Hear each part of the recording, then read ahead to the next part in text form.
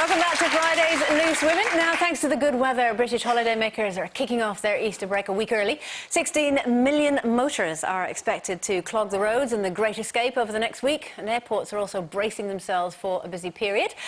David Cameron himself is apparently off to Lanzarote tomorrow.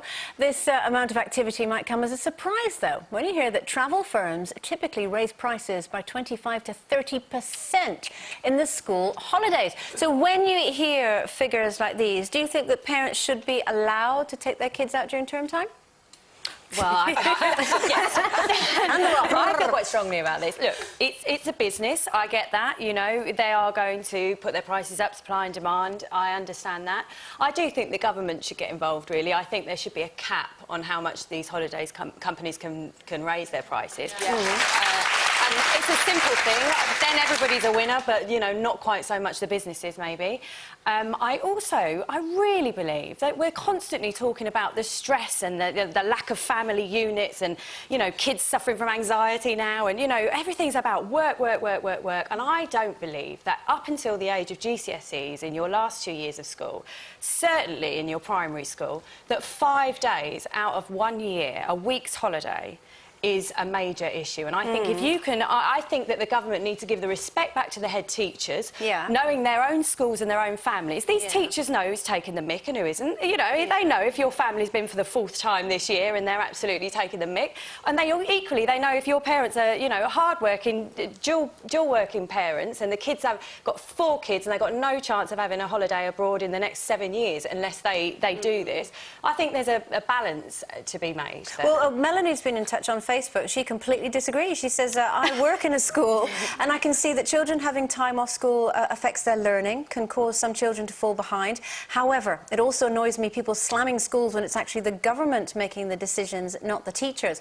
Do you think then, like Joe said, you should actually give more power back to the schools and let them decide on a case-by-case basis? I think it is important. You have to also understand that many parents also can't...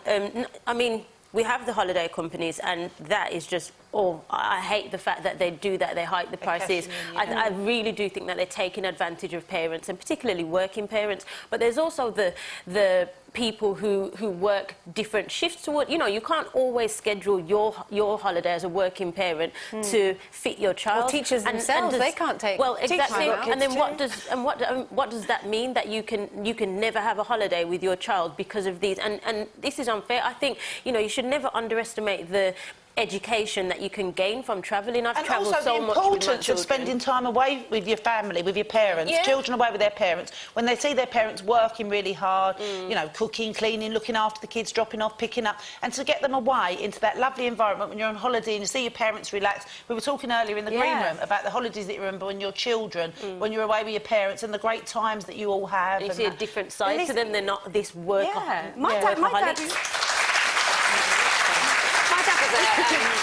you know, a bit of a workaholic, really, when I was a kid. And for me, some of my most special memories are those 2 weeks that we had him all to ourselves on holiday, you know, and he was relaxed and happy and, you know, it was actually before mobile phones. So now, I mean, nowadays he'd probably still be on his phone and doing his emails. But, you know, I think that's priceless, isn't it? And it's priceless. OK. It's interesting that you talk about, obviously, you know, dads taking time off work because, obviously, you know, in many households, it's the dads who are away many times before the kids are even up in the morning and back too late to see them before they go to bed.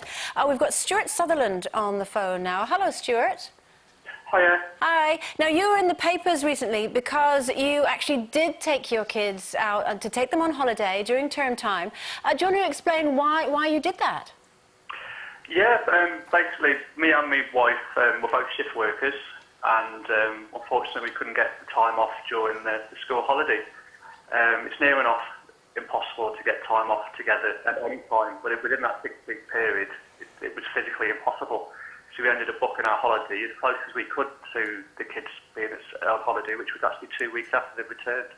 And what, obviously, you know, one of the main reasons that people are complaining about this is because of the price hike that we mentioned. ABTA have basically got in touch with us and because we asked for their response on this, and they've said it's basically down to supply and demand. Prices rise as there's an increased demand for a finite number of hotels and flights. What do you think about the fact that prices do increase so steeply? I mean, the price issue does need addressing. I mean, but to try and blame the holiday companies now, that's not the main issue that I've got.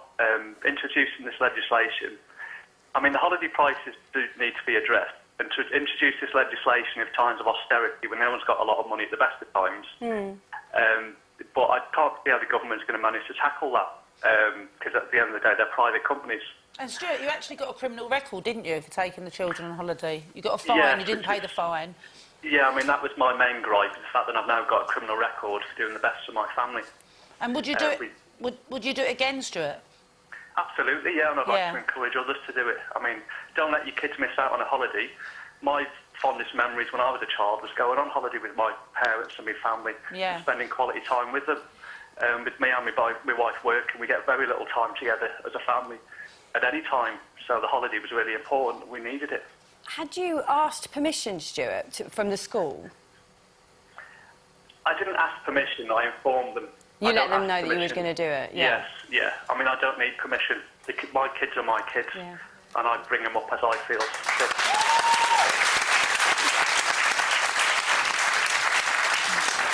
Stuart, thank you so much for calling in to the show today. It's really interesting to just get a first-hand account from a family who've actually been through this. The reason I raised, obviously, the price issue is that, obviously, in Stuart's situation, it was because of time off and that sort of thing. But many parents are taking their kids out because they simply can't afford the difference in prices. And they basically weigh it up and think, OK, if it's £350 fine, it's still less than the cost of the holiday, so I'm going to do it. And it's a digital age as well, isn't it? I don't understand why you couldn't, you know, if you're talking about, if one of those flights saved on a family of 4 or 5, so taking them out 3 days before they finish at the end of the year, and you've asked permission and the head knows that you're not taking the mick, you know, you get half of those flights. Mine have not been over 30%, mine have been about 50%. I've watched them go at almost double flights within a couple of days. And there's no reason you couldn't do the work, show that you've done it, email the school, they can send you out the work for that day and you can prove that you're doing it on a Sunday. Which is what I did when I took my kids to Australia for 3 months a couple of years ago. I spoke to the schools and they gave them all their homework. They did they did a diary every day. I mean, it was a great adventure for them, the two of them, going off to Australia with their mum, you know. And as Stuart said as well, as a parent, surely this is your choice to make. It's not for, you know, at the end of the day, none of us want to jeopardise our children's education. None of us want to, you know, want our children to end up in a bad way, but also having a holiday is just as important. Really that family time, that kind of education, and just that experience. Just relaxing it's together so as a important. Family. No, absolutely. I hear you. Now, obviously, I mentioned at the start of this that today really is the day. A lot of schools have broken up. Obviously, they're staggered slightly, but they're saying that today is the day. This is what London is looking like today. Obviously, there you go. Looks like some kids are have arrived in their hordes in London. That's why most Londoners leave. But we've also, thanks to the power of webcams, we have got pictures from Benidorm. Let's take a look. There you go. These are live pictures from Benidorm. If you're heading off there today, you're going to be a little bit gutted because this is what it's like in St Ives in Cornwall at the moment. Let's take a look. Live pictures. Oh, wow. I'm going there. I'm there next week. Oh. That'll be me. I'll be a little dog. You'll be that little dog. Definitely. Also, we touched on the fact that traffic is going to be bad. These are pictures of the M4, Junction 11, near Reading. Now, these are people heading out towards the southwest. Well, that's because that's all right. Get on it now. I haven't seen those pictures yet of what Cornwall's looking like. So obviously it's going to be building as we go through the day. This is what it's looking like a little bit further afield, because basically, if you want to think of the top 5 places that people visit during half-term, first of all, Spain. This is what the weather is like. Oh, look at that, 27 degrees and sunshine. The Canary Islands, looking a little bit cloudy. Still highs of 25. The Balearic Islands next. Here we go. Highs a bit. That's not dissimilar to here. We've got a little bit more sunshine. Florida. Let's take a look. See what the weather's like. 25 degrees and partial sunshine. If you are, though, staying close to home, you might want to know the most popular holiday destination in the UK is Blackpool. And this is what the weather is like. Sunshine, 10 degrees. No clouds. You can't have it all. That's not bad, though. That That is not bad, not bad. Are any of you guys going to jet off at all, or are you working during the break? I'm going to St Ives. You're working? Good for you? Yeah. I'm trying to get away somewhere. I've been Are trying you? to get my husband on a plane for years and I can't get along With or without you? with Okay. With or without. All right, it's competition time now. Just think of the spree you could have with £20,000 in cash and £10,000 to spend at John Lewis. Fancy that? Take a look at this. Call 0904 of April newspapers who are so will not be counted but may still be charged. And the best of luck with that. Now, hell hath no fury like a woman scorned, they say. And there's a woman in today's papers who was so furious at her cheating partner, she hired a removal man to completely empty his flat while he was out. Now, this included taking all the furniture, clothes, and even the carpets. But apparently, she left the light bulbs in case he came back and it was dark, so she couldn't see what he'd done. So, what do you think? Revenge, a dish best served cold? Do you know, this doesn't sit nicely with me at all. Maybe I'm just a bit too straight-laced, but I don't think she's really proved her point then. I think if I was him, I would come back and think, yeah, see, I thought she was mad. I'm best off. My problem with this is that it wasn't her stuff. I think if this was your marital home and I got a removal van and took out everything I'd put into that home and left him with an empty shell, then that would be symbolic and I'd feel all right about that. But it was his That's stuff. true. So really, it's just theirs, with no isn't it? scatter cushions and fluffy things. Yeah, with would no look- scatter cushions and the fluffy things and the scented candles, you know, he would really miss me, is what I think. But, yeah, this is just robbery, isn't it, actually? And actually, I think that the best revenge is standing tall, getting on without him and being proud, which you're a good example of. You'll know better about that, I would have sewed prawns into his curtains. Would you? I would have sewed prawns into his curtains so there's horrible fishes. Now, Joe, I do agree with you. You know, I believe that, you know, the best revenge is to be successful and to get on with your head held high. But you didn't, did you? I that's didn't. not what you did. No, do you know, OK, I've got to say, this was 7 years ago, and I thought this was the best way. So, you know, he got caught out, and I decided that I would cut off the arm and the leg of each item of clothing he owned.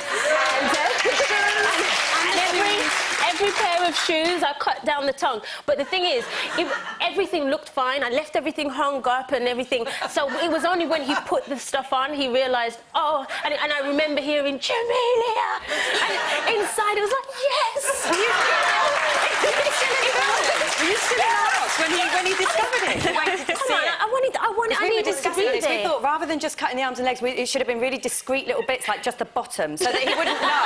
And he'd actually just put the suit on and he'd go out just with his bum out. And the thing is, you know, he was left with only the outfit that he had on. But being honest, it didn't feel that great. You know, I didn't really get him back. It was a momentary satisfaction. Now, I do believe it's much better to walk away head held high and all that. I haven't got time for all the Let him vengeful regret. thinking. But it was good, and it's, you know, it's a nice story. It's interesting as well, because some people would say that it's about regaining control. Is it that, though, or is it losing control? It's losing control, isn't it? It's losing control and proving the point in the completely wrong direction. It's saying, I'm mad, you shouldn't be with me. Love is madness. You know when you love someone and you're there are things that you do, and afterwards you look back and you're like, did I really do that? And I don't know if it's love, infatuation, obsession, but it does turn you crazy. Or is it just me? I don't know. We've had some really interesting comments come in. I'm not going to read the names out to save you if you got in touch. This is a good one, well, depending on your opinion. I sprinkled grass seed into his deep pile carpet in his posh London flat, watered it and turned the heating up. He was away for 6 weeks. Gosh, I know. This is another one who I'm not going to say your name to save you. I found out my ex-partner was having an affair, so I burnt all his designer clothes and 8 pair of Nike trainers burnt really well. Oh. You see, it's that kind of... I remember reading somewhere that it's the same with, you know, writing an email or writing a letter in the spur of the moment. Don't send it until a day later. And then if you reread it and still feel the same, send it. But if you don't, then it wasn't worth it. 9 times out of 10, you definitely don't. No. You don't. Said by someone who has written quite a few. Okay, all right. It was a bit late when you sowed the grass seeds into his carpet. Okay, it is the London Marathon this weekend. weekend. And after this break, we are going to be talking to Iva Barr, who at 86 is the oldest woman running in it. She is running in to see us right now. See you in a bit.